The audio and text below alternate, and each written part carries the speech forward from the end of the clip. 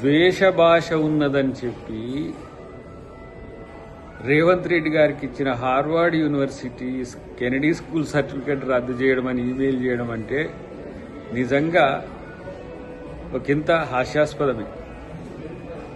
ద్వేష భాష కేసీఆర్ దగ్గర ఏంటో నీకు అంత తెలిసి కూడా నిజంగా నాకు అనిపిస్తుంది ఏంటంటే పిచ్చోళ్ళ సరసన చేరి పిచ్చోళ్ళుగా మారుతారంటే నమ్మలేదు, కానీ మిమ్మల్ని చూస్తే అర్థమవుతున్న పరిస్థితి.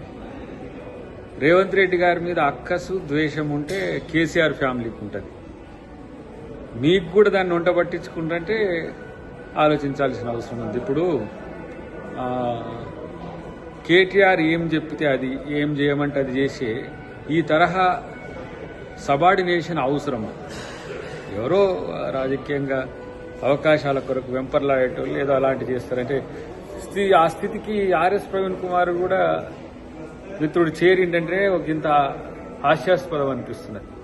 తెలియదా 21వ శతాబ్దపు లీడర్షిప్ గురించి హార్వర్డ్ యూనివర్సిటీ ప్రపంచవ్యాప్తంగా కోర్సును ఆఫర్ చేస్తున్నారు. దాంట్లో ఎవరైనా చేయొచ్చు, మీరు కూడా చేయొచ్చు, నేను కూడా చేయొచ్చు, ఎవరైనా చేయొచ్చు. కానీ ఆ అవకాశాన్ని రేవంత్ రెడ్డి గారు అందిపుచ్చుకోవడం, తనను తాను అప్డేట్ చేసుకోవడం కొరకు చేసే ప్రయత్నాన్ని వీలైతే అభినందించాలి. కానీ ఇలాంటి కువిమర్శలతోని ఎవడో చెప్పితే చేసే ప్రకటనలతోని మన విలువ దిగజారుద్దని తెలుసుకుంటే మిత్రుడు మంచిదని చెప్పి ఆర్ఎస్ ప్రవీణ్ కుమార్కు సూచన. ఎందుకంటే రాజకీయాలు చేసుకోవచ్చు ఎవరైనా సరే, కానీ ఇలాంటి దిగజారి రాజకీయాలు వాళ్ళు చేయమంటే చేస్తే అది మన వ్యక్తిగతంగా మనకు సమస్య తయారైద్దనే విషయాన్ని తెలుసుకుంటే మంచిది. అన్నిటికంటే ముఖ్యంగా హార్వర్డ్ యూనివర్సిటీ సర్టిఫికేట్ రావడాన్ని జీర్ణించుకోలేని కేసీఆర్ ఫ్యామిలీకి వంతబడడం అనేది మంచిది కాదు మిత్రమా అని చెప్పి ఆర్ఎస్ ప్రవీణ్ కుమార్కి చెప్తున్నా.